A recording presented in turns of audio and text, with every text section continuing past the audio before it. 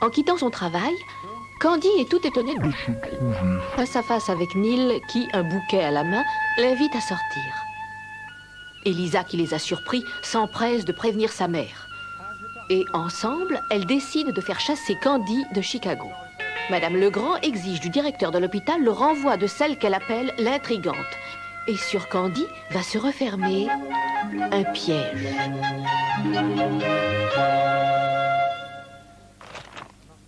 Mademoiselle André, je me vois dans l'obligation de vous demander votre démission et de quitter cette maison. Quoi? Et je dois vous dire que vous n'avez pratiquement aucune chance à l'avenir de trouver un emploi dans un autre hôpital.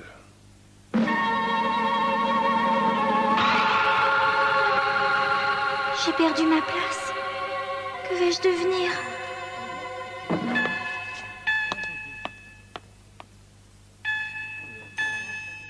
Est-ce que je pourrais savoir pourquoi? Je ne comprends pas. Je n'ai pourtant rien fait. Vous êtes renvoyé et je n'ai pas à vous en fournir les raisons. Mais encore une fois, monsieur, on ne renvoie pas les gens comme ça sans explication. Je veux savoir si j'ai fait une faute professionnelle. Et même dans ce cas, il faudrait que ce soit une faute très grave. Mais je n'ai pas l'impression que ce soit la raison de mon renvoi. Et j'exige de savoir pourquoi. Candy, essayez de comprendre ma propre situation. Le docteur Claes est-il au courant? Je doute fort que le docteur Claes puisse faire quelque chose pour vous. Mais alors, ça veut dire que la décision vient d'une personne très influente? Candy, quelle est la nature exacte de vos rapports avec la famille Legrand? Je commence à comprendre d'où cela vient. Mais Monsieur Legrand n'est sûrement pas au courant. C'est encore Elisa et sa mère. C'est Madame Legrand qui est venue pour exiger mon renvoi, n'est-ce pas? Sur la demande d'Elisa et de Neil. Monsieur Léonard, puisque Madame Legrand a personnellement exigé mon renvoi, je ne suis pas de force et je m'incline. Je vais quitter l'hôpital. Candy, je suis désolé.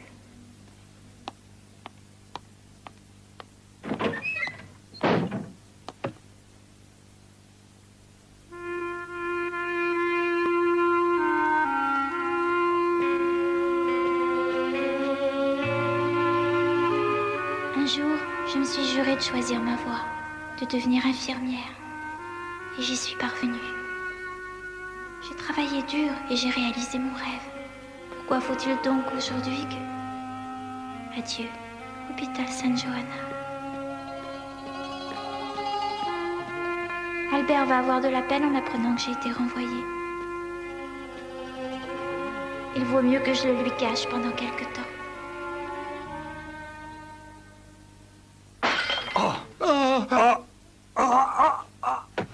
Albert! Qu'est-ce qui se passe? Oh, mais qu'est-ce qui m'arrive? Bup! Mais où est-il donc?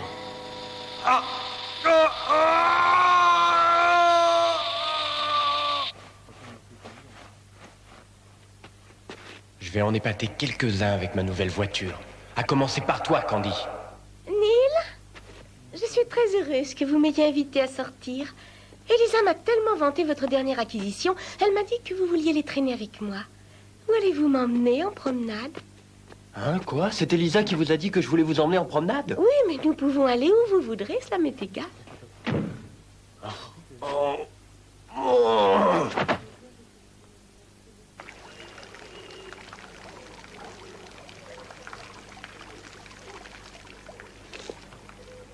Est-ce que je m'ennuie? Si je rentrais plutôt à la maison, faire un peu de rangement.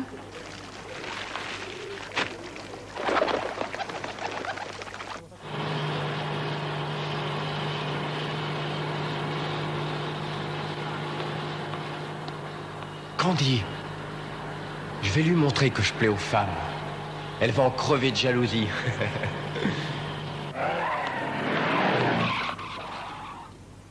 Salut Candy, je vais faire un petit tour avec Daisy dans ma nouvelle voiture, n'est-ce pas? Ça vous fait plaisir? Oh oui. Celui-là. Tu n'as pas l'air très aimable aujourd'hui. Si tu veux savoir ce que je pense de toi et de cette ferraille! Oh! Oh! Une voiture qui vaut une fortune! J'ai été obligée de donner ma démission à l'hôpital par ta faute et celle d'Elisa, mais je ne m'avouerai jamais vaincue. Qui est cette fille, Neil? Elle est d'une grossièreté inimaginable. Oui. J'ai compris. En nous voyant ensemble, elle n'a pas pu maîtriser sa jalousie, n'est-ce pas? Vous avez tout à fait raison, Daisy. Cette fille est amoureuse de moi, elle me poursuit partout où je vais et je n'arrive pas à me débarrasser d'elle. Ça ne m'étonne pas qu'elle soit amoureuse de vous, Neil. Vous êtes tellement séduisant. Qu'est-ce que c'est que cette histoire de démission? Qu'a-t-elle voulu dire? Excusez, remettons cette promenade à plus tard. Mais que se passe-t-il, Neil? Que j'ai une affaire urgente à régler. Veuillez m'excuser. Neil, mais comment vais-je rentrer? Tiens, Candy, déjà de retour? Eh oui, comme vous le voyez, monsieur Thomas, déjà de retour. Ah, mais comment cela se fait-il? Ben voilà, j'ai pris le service du matin aujourd'hui. Ah.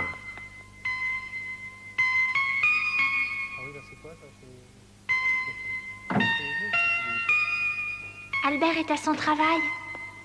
Je vais en profiter pour sortir et essayer de trouver un emploi. Mais je vais commencer par aérer et faire un peu de ménage. J'en connais un qui va être surpris quand il rentrera.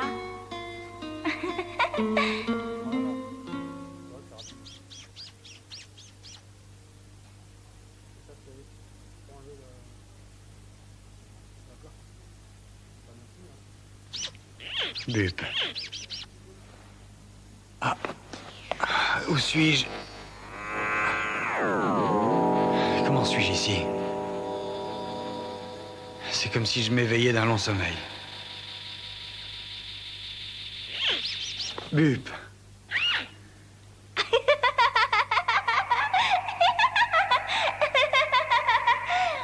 Candy. Oui, cette fillette avec des taches de sang. Et un si joli sourire. Je l'ai souvent rencontrée à différentes étapes de ma vie. Quand elle a failli se noyer.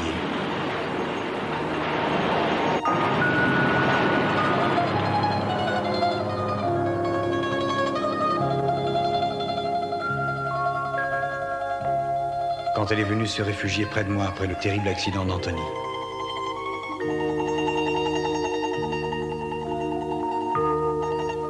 Et à Londres.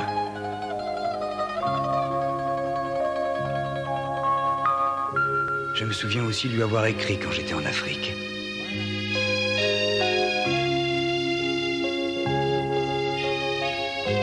Et je revois le train. J'entends les bombes.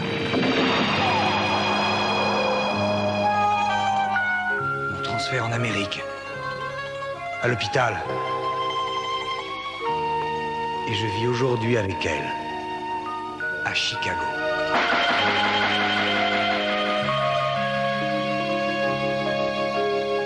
Je me souviens, je me suis évanoui au restaurant. J'ai fait tomber une pile d'assiettes. Bup, j'étais quelque part sous la terre et je remonte peu à peu à la surface.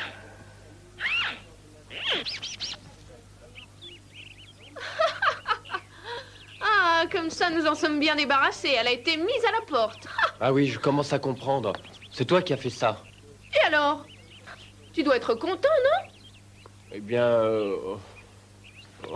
Mais si, mon cher Neil. Depuis le temps que nous nous efforçons de l'obliger à quitter Chicago, voilà qui est fait. Et cette petite chipie n'a que ce qu'elle mérite.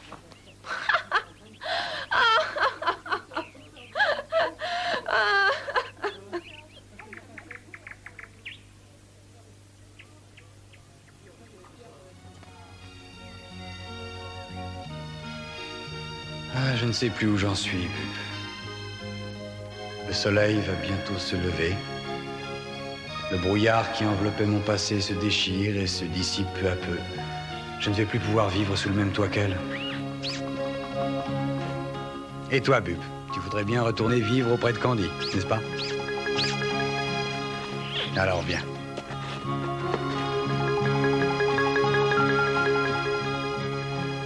Mieux vaut qu'elle ne sache pas que j'ai recouvré la mémoire.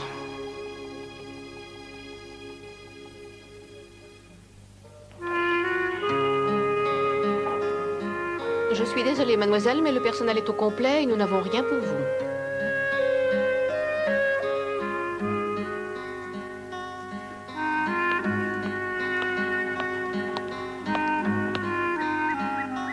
Mais enfin, c'est pas possible qu'ils soient tous au complet. Et dites-vous bien que vous ne trouverez d'emploi dans aucun autre hôpital de Chicago. Je vous le revaudrai, Madame Legrand. Candy? Candy? Ah, c'est vous, Albert. Docteur Martin. Mais je suis surpris de vous trouver ici. Comment cela se fait-il? La voir dans le parc à l'heure où elle devrait se trouver à son travail, j'ai bien peur que le directeur ne l'ait mise à la porte pour une raison que j'ignore. Eh bien, Candy, est-ce vrai? Oui, enfin, je veux dire, en partie. Par ici! Attention! Un lion s'est échappé!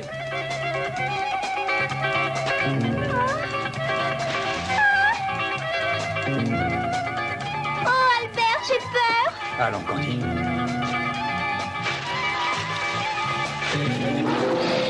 Un lion! Il faut surtout garder son sang-froid.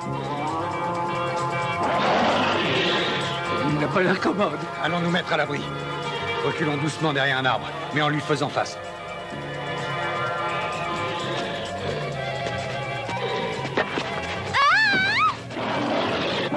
Candy!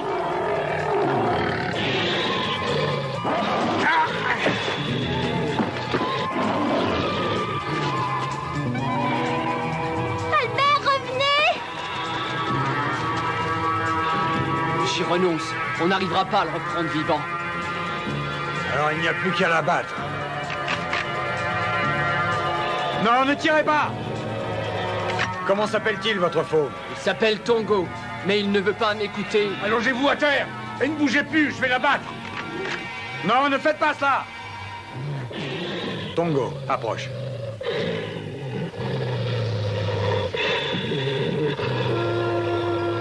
Je ne suis pas ton ennemi, Tongo.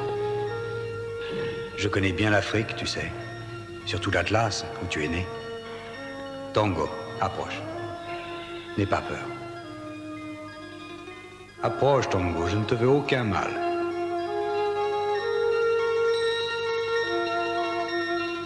Vois mes mains, Tongo, elles ne sont pas armées.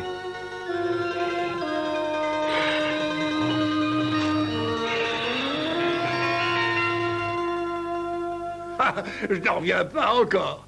Il avait l'air féroce et vous avez réussi à le rendre aussi inoffensif qu'un mouton. C'est à peine croyable. Ah, j'ai cru ma dernière heure arriver. Vous exagérez. C'est vrai, il y avait de quoi, j'étais morte de peur. Pas vous, docteur? J'ai eu peur, moi aussi, je l'avoue. Mais parlons d'autre chose, Candy. Laisser sans emploi une infirmière comme vous, c'est du gâchis. Comment ça, sans emploi? Écoutez, que diriez-vous de travailler avec le meilleur médecin de la ville? Si vous êtes d'accord, je pourrais vous le présenter. Ah, je veux bien, mais qui est ce docteur? C'est moi. Oh! Vous ne me croyez pas? Non. Pour ce qui est de ça, vous êtes de première force, mais pour le reste... Mais j'accepte très volontiers, monsieur. Mes respects à mon nouveau patron. Voilà une affaire réglée.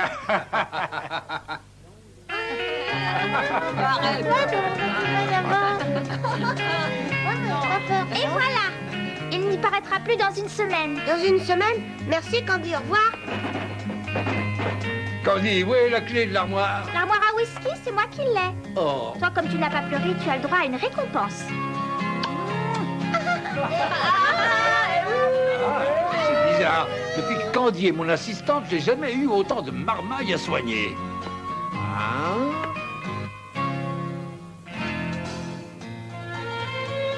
Oui, il n'y a pas à dire, elle a beaucoup de qualités. Ah, si seulement elle se contentait de m'aider au lieu de me prêcher sans cesse la tempérance. Tenez. Hein? Mais seulement pendant l'heure de repos. Ah?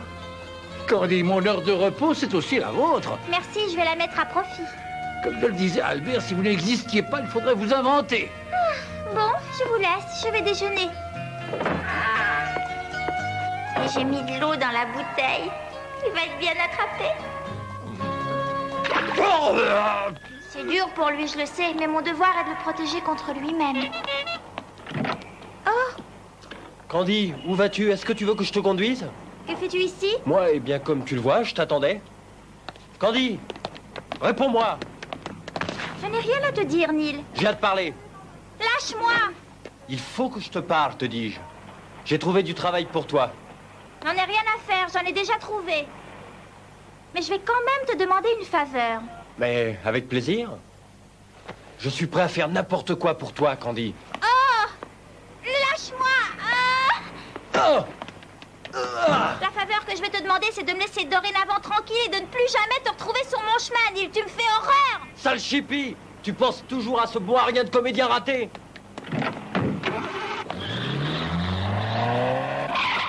Tiens, lis.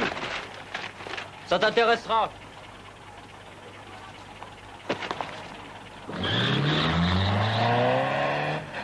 Terry. Un prince déchu.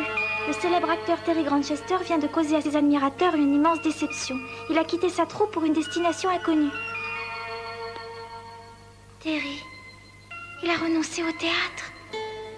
Il est parti pour une destination inconnue. Oh non, je n'ose pas y croire. Lui qui me demandait d'avoir du courage. Notre rupture aurait-elle été plus douloureuse encore pour lui que pour moi? Terry, je me souviens encore de cet été-là en Écosse. Quand nous placions tous nos espoirs dans l'avenir.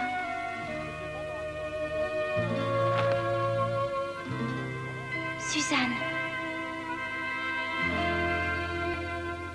Oui, Suzanne, sa petite partenaire. Qui s'est sacrifiée pour lui et pour laquelle il nous a sacrifiés tous les deux.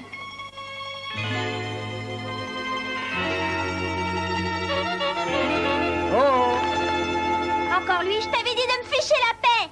Mais qui a-t-il, Candy? C'est moi, Albert. Oh, Albert! Mais où avez-vous donc trouvé cette voiture? Ah, le patron du cirque d'où s'était échappé le lion m'a présenté un de ses amis qui m'a engagé comme conseiller pour m'occuper de sa ménagerie et m'a payé d'avance. Et ça n'est jamais qu'une voiture d'occasion et un modèle ancien, mais elle marche encore et c'est le principal. Ne vous inquiétez pas pour votre travail, le docteur Martin est d'accord. Ah, chic!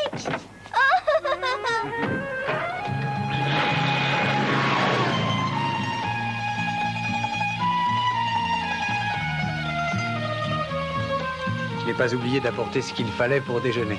Ah, j'ai justement une de ces fins, Albert. Mais il n'y en a que pour une personne. Quand j'ai eu payé la voiture, il ne me restait plus d'argent. Oh, mais ça fait rien, Albert, nous allons partager. Tenez. C'est agréable de pouvoir partager ce que l'on a avec ceux que l'on aime. Et pas seulement les joies, mais aussi les soucis et les peines. Nous les partagerons aussi, voulez-vous? Oh, Albert. Promettez-le-moi.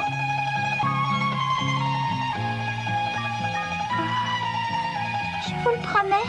Merci, Albert.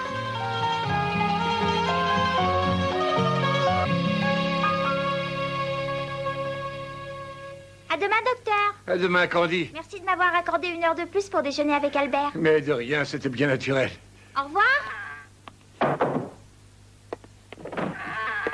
Et allez-y doucement sur le whisky. N'oubliez pas vos engagements, docteur. Oui, c'est juré. Au revoir, Candy, à demain. Au revoir, mademoiselle Candy, à demain. À demain, les enfants. Excusez-moi, vous ne seriez pas Candy Neige, André? Moi? Oui? Je viens vous faire une commission de la part d'une personne qui désire vivement vous rencontrer en secret. Me rencontrer en secret? Oui, cette personne se nomme Terence Grantchester. Terry veut me voir. Il est ici, à Chicago. Et il veut me voir en secret. Voulez-vous me suivre, mademoiselle? Oui?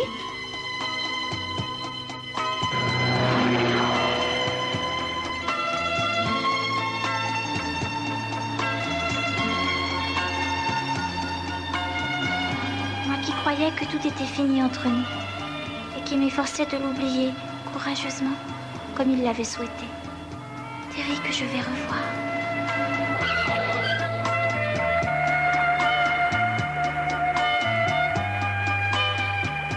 Nous sommes arrivés, mademoiselle. Merci.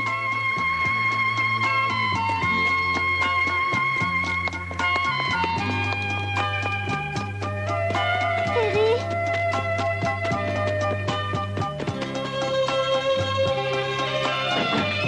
Terry. Terry.